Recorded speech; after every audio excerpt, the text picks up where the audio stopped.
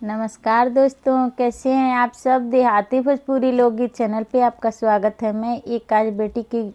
कन्यादान गीत सुनाऊंगी, तो दोस्त वीडियो को लाइक ज़रूर करें और अपने दोस्त के साथ शेयर करें ताकि वो भी इसका आनंद उठा सके। तो चलिए गाना सुनते हैं। छोटी चुकी से पोस के से आनी कोनिए पापा जी, छोटी चुकी से पोस कैसे आनी कोनिए पापा जी, जंगे बोई ठाके कन्या दानी कोनिए पापा जी, जंगे बोई ठाके कन्या दानी कोनिए पापा जी, आपन जंजलवा छोड़ा देनी पापा जी, आपन जंजलवा छोड़ा देनी पापा जी,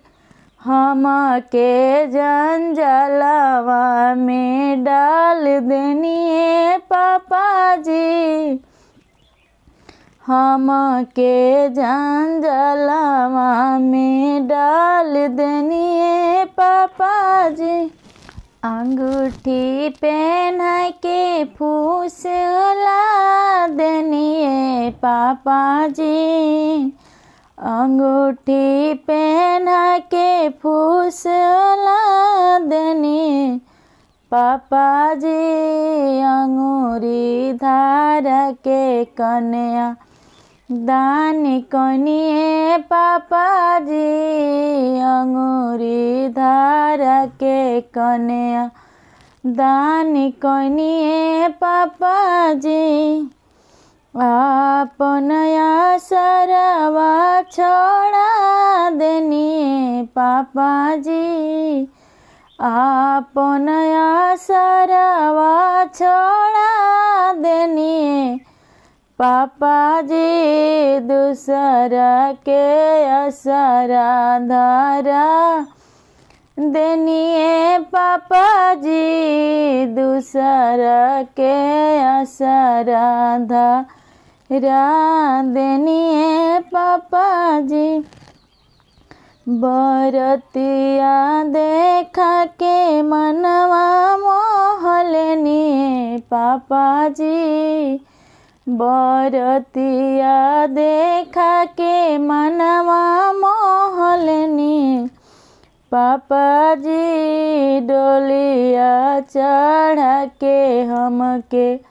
विदा कोनिए पापा जी, डोलिया चढ़ के हमके विदा कोनिए पापा जी, अपना दुआरवा छोड़ा देनी पापा जी, अपना दुआरवा